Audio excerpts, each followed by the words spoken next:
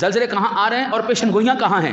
پاکستان اسلامی ملک، افغانستان اسلامی ملک، ایران اسلامی ملک، شام اسلامی ملک، ترکی شامی ملک. اچھا جی، یہ انڈیا کا حصہ بھی لے لیں، اکثریت ادھر مسلمانوں کی. یعنی وہ جو مسلمانی اسلامی بلاغ تھا، آپ توجہ کریں، جو جہاں پر تھوڑی بہت اسلام کی غیرت تھی، جن لیڈروں کے اندر تھوڑی حیا تھی، ان کو اس وقت خوف کھا گیا کہ 2023 کی جولائی ہونی ہے، سلطنت عثمانیہ بحال ہونی ہے، مسلمانوں نے بلاک بنانا ہے، انہوں نے ہمارے سروں پر مسلط ہو جانا ہے. اسرائیل کو سب سے بڑا خطرہ پاکستان سے، ان تمام جتنی بھی طاغوتی کافرانہ قوتوں کو ہے پاکستان سے، افغانستان سے، شام سے، عراق سے، ترکی سے، مصر سے. اب سعودیہ تو ہو چکا ہے ان کا، وہ تو سارا ہو چکا.